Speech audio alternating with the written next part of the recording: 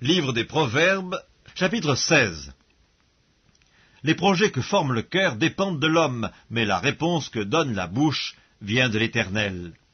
Toutes les voies de l'homme sont pures à ses yeux, mais celui qui pèse les esprits, c'est l'Éternel.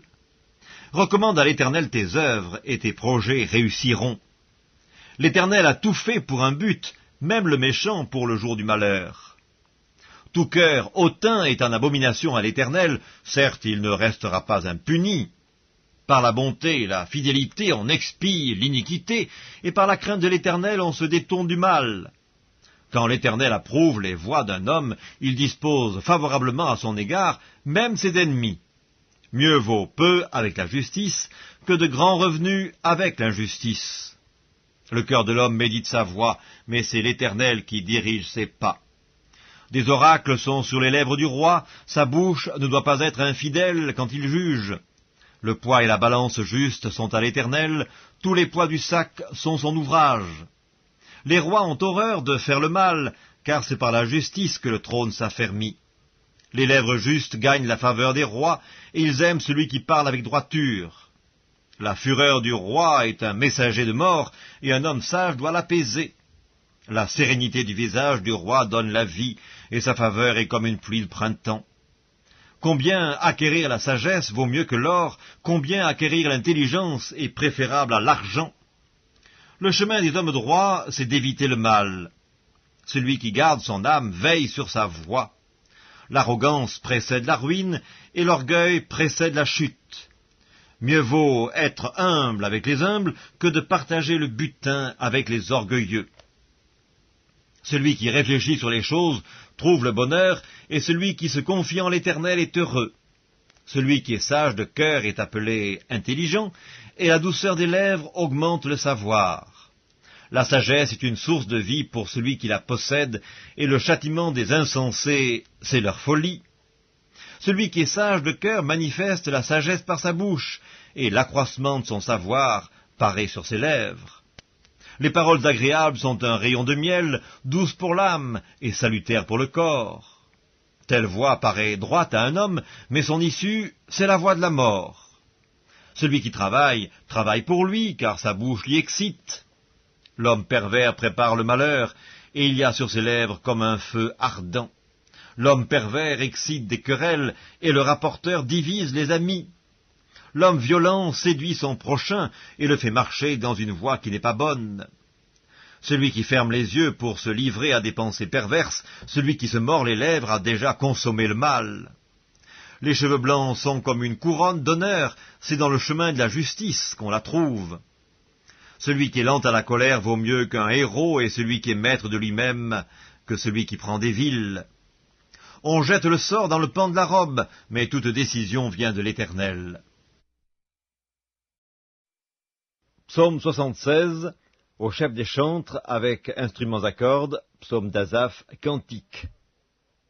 Dieu est connu en Juda, son nom est grand en Israël, sa tente est à Salem et sa demeure à Sion.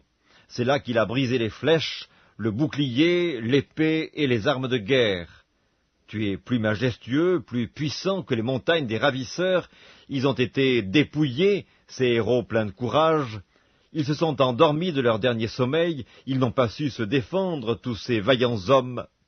À ta menace, Dieu de Jacob, ils se sont endormis, cavaliers et chevaux. Tu es redoutable, ô toi, qui peut te résister quand ta colère éclate? Du haut des cieux, tu as proclamé la sentence, la terre effrayée s'est tenue tranquille lorsque Dieu s'est levé pour faire justice, pour sauver tous les malheureux de la terre. L'homme te célèbre même dans sa fureur, quand tu te revais de tout ton courroux. Faites des vœux à l'Éternel votre Dieu, et accomplissez-les, que tous ceux qui l'environnent apportent des dons au Dieu terrible. Il abat l'orgueil des princes, il est redoutable au roi de la terre. Psaume 77, au chef des chantres, d'après Jéduthun, psaume d'Asaph. Ma voix s'élève à Dieu et je crie. Ma voix s'élève à Dieu et il m'écoutera. Au jour de ma détresse, je cherche le Seigneur. La nuit, mes mains sont étendues sans se lasser, mon âme refuse toute consolation. Je me souviens de Dieu et je gémis, je médite et mon esprit est abattu. Tu tiens mes paupières en éveil, et dans mon trouble je ne puis parler. Je pense aux jours anciens, aux années d'autrefois, je pense à mes cantiques pendant la nuit. Je fais des réflexions au-dedans de mon cœur et mon esprit médite. Le Seigneur rejettera-t-il pour toujours? Ne sera-t-il plus favorable? Sa bonté est-elle à jamais épuisée? Sa parole est-elle anéantie pour l'éternité? Dieu a-t-il oublié d'avoir compassion? A-t-il, dans sa colère, retiré sa miséricorde? Je dis, ce qui fait ma souffrance, c'est que la droite du Très-Haut n'est plus la même. Je rappellerai les œuvres de l'Éternel, car je me souviens de tes merveilles d'autrefois. Je parlerai de toutes tes œuvres, je raconterai tes hauts faits. Ô Dieu, tes voies sont saintes. Quel Dieu est grand comme Dieu! Tu es le Dieu qui fait des prodiges, tu as manifesté parmi les peuples ta puissance, par ton bras tu as délivré ton peuple, les fils de Jacob et de Joseph. Les eaux t'ont vu, ô Dieu, les eaux t'ont vu, elles ont tremblé, les abîmes se sont émus.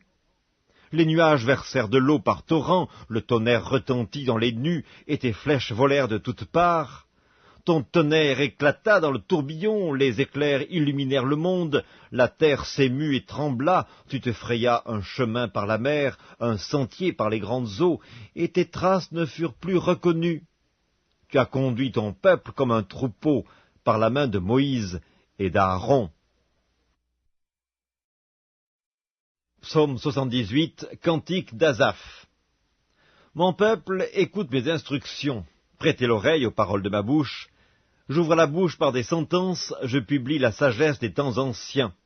Ce que nous avons entendu, ce que nous savons, ce que nos pères nous ont raconté, nous ne le cacherons point à leurs enfants. Nous dirons à la génération future les louanges de l'Éternel et sa puissance et les prodiges qu'il a opérés. Il a établi un témoignage en Jacob, il a mis une loi en Israël, et il a ordonné à nos pères de l'enseigner à leurs enfants pour qu'elle fût connue de la génération future, des enfants qui naîtraient, et que, devenus grands, ils en parlassent à leurs enfants, afin qu'ils missent en Dieu leur confiance, qu'ils n'oubliassent pas les œuvres de Dieu et qu'ils observassent ses commandements, afin qu'ils ne fussent pas, comme leur père, une race indocile et rebelle, une race dont le cœur n'était pas ferme et dont l'esprit n'était pas fidèle à Dieu. Les fils d'Éphraïm, armés et tirant de l'arc, tournèrent le dos le jour du combat. Ils ne gardèrent point l'alliance de Dieu, et ils refusèrent de marcher selon sa loi. Ils mirent en oubli ses œuvres, ses merveilles qu'il leur avait fait voir. Devant leur père, il avait fait des prodiges. Au pays d'Égypte, dans les campagnes de Tsoan, il fendit la mer et leur ouvrit un passage. Il fit dresser les eaux comme une muraille. Il les conduisit le jour par la nuée et toute la nuit par un feu éclatant. Il fendit des rochers dans le désert et il donna à boire comme des flots abondants. Du rocher, il fit jaillir des sources et couler des eaux comme des fleuves. Mais ils continuèrent à pécher contre lui, à se révolter contre le Très-Haut dans le désert. Ils tentèrent Dieu dans leur cœur en demandant de la nourriture selon leurs désirs. Ils parlèrent contre Dieu, ils dirent, « Dieu pourrait-il dresser une table dans le désert? Voici, il a frappé le rocher, des eaux ont coulé et des torrents se sont répandus. Pourra-t-il aussi donner du pain ou fournir de la viande à son peuple ?» L'Éternel entendit, et il fut irrité. Un feu s'alluma contre Jacob, et la colère s'éleva contre Israël, parce qu'ils ne crurent pas en Dieu, parce qu'ils n'eurent pas confiance dans son secours. Il commanda aux nuages d'en haut, et il ouvrit les portes des cieux. Il fit pleuvoir sur eux la manne pour nourriture, il leur donna le blé du ciel. Ils mangèrent tous le pain des grands, il leur envoya de la nourriture à satiété. Il fit souffler dans les cieux le vent d'Orient, et il amena par sa puissance le vent du Midi. Psaume 79, Psaume d'Asaph. Ô Dieu, les nations ont envahi ton héritage, elles ont profané ton saint temple, elles ont fait de Jérusalem un monceau de pierre. Elles ont livré les cadavres de tes serviteurs en pâture aux oiseaux du ciel, la chair de tes fidèles aux bêtes de la terre. Elles ont versé leur sang comme de l'eau tout autour de Jérusalem, et il n'y a eu personne pour les enterrer. Nous sommes devenus un objet d'opprobre pour nos voisins, de moquerie et de risée pour ceux qui nous entourent. Jusque à quand, Éternel, t'irriteras-tu sans cesse, et ta colère s'embrasera-t-elle comme le feu? Répands ta fureur sur les nations qui ne te connaissent pas, et sur les royaumes qui n'invoquent pas ton nom, car on a dévoré Jacob et ravagé sa demeure. Ne te souviens plus de nos iniquités passées, que tes compassions viennent en hâte au-devant de nous, car nous sommes bien malheureux. Secours-nous, Dieu de notre salut, pour la gloire de ton nom. Délivre-nous et pardonne nos péchés à cause de ton nom. Pourquoi les nations diraient-elles, où est leur Dieu? Qu'on sache en notre présence parmi les nations que tu venges le sang de tes serviteurs, le sang répandu. Que les gémissements des captifs parviennent jusqu'à toi par ton bras puissant, sauve ceux qui vont périr. Rends à nos voisins 7 fois dans leur sein les outrages qu'ils t'ont faits, Seigneur, et nous, ton peuple, le troupeau de ton pâturage, nous te célébrerons éternellement, de génération en génération, nous publierons tes louanges. Psaume 80, au chef des chantres, sur les lys lyriques d'Asaph, psaume. Prête l'oreille, berger d'Israël, toi qui conduis Joseph comme un troupeau. Paré dans ta splendeur, toi qui es assis sur les chérubins.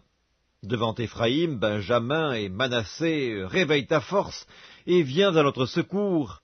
Ô Dieu, relève-nous, fais briller ta face et nous serons sauvés. Éternel, Dieu des armées, jusque à quand t'irriteras-tu contre la prière de ton peuple? Tu les nourris d'un pain de larmes, tu les abreuves de larmes à pleine mesure. Tu fais de nous un objet de discorde pour nos voisins, et nos ennemis se raillent de nous.